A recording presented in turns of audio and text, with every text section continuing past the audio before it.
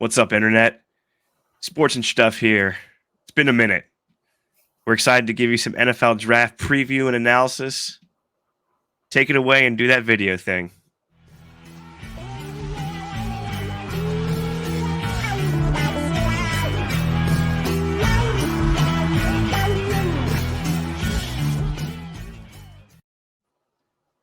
This is Vince, co-host Ryan here, Eric behind the scenes.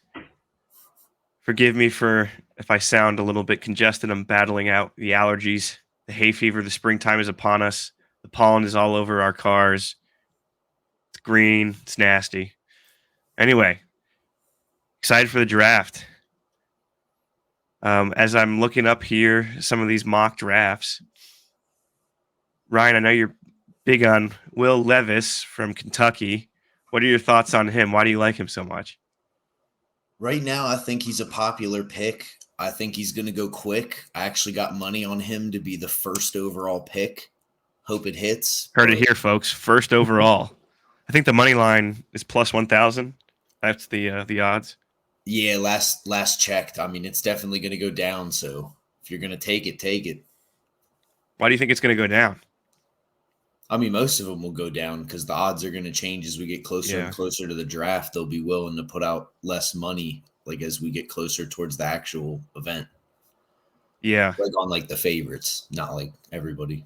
So quick highlights: C.J. Stroud, Bryce Young, Will Levis, Anthony Richardson. So those are the top 4 quarterback prospects. Bryce Young and C.J. Stroud. Bryce Young from Alabama, C.J. Stroud from Ohio State. They're Good projected candidates. to go. What's that? Good candidates. Yeah, for sure. They're projected to go top 5, possibly top 2, ahead of Will Levis, which is why Will Levis right now is plus 1,000. Could change. You never know. But thinking that those 3, and then Anthony Richardson, he's more of a raw talent, the most athletic player in the draft, arguably, especially with his combine, the way he set records, the vertical leap, for example. So his athleticism just sparked a lot of attention. So he's going to go higher in the first round than he was projected to go. He was projected to actually go second round. Kind of a Lamar Jackson-esque. He said he wants to be like Lamar, but he's even bigger and stronger than Lamar, which is insane. So we'll see where he ends up. I think he might end up lower first round. Speaking of Lamar and the Ravens, I think the Ravens' biggest need is the cornerback position, especially after getting Odell Beckham Jr., possibly getting DeAndre Hopkins. That's just rumors. It'd be nice if we got him as well. But seeing if we're going to be tied up, receivers, tight ends, quarterback to be determined. So that's the other big if factor right now. But cornerbacks, especially Marcus Peters getting on the free agency block.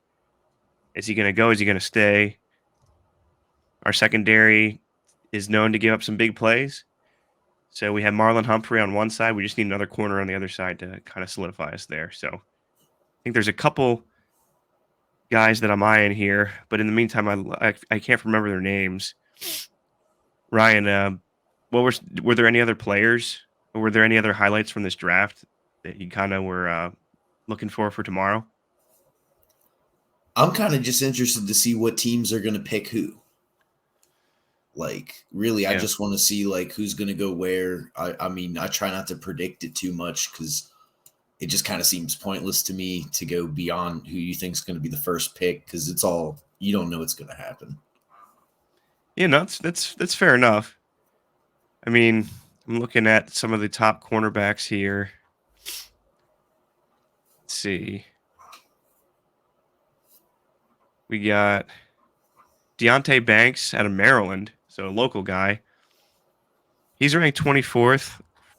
Daniel Jeremiah on NFL.com. Daniel Jeremiah actually used to be, I'm pretty sure, used to be a scout for the Ravens. But people are high on him as a potential landing spot for the Ravens at the 22 pick in the first round. Now, the bummer for the Ravens is, I believe it was last year, they had 6 picks in the 4th round alone. And this year, they have 5 picks total in the NFL draft. So they had a lot more picks last year. but they're making some moves in the offseason, some trades, some free agency signings. So I would say I would be Deontay Banks would be one. Let's see, another cornerback, and Emmanuel Forbes out of Mississippi State. So those would be the top 2 guys in my mind. It would be nice if we got a local guy.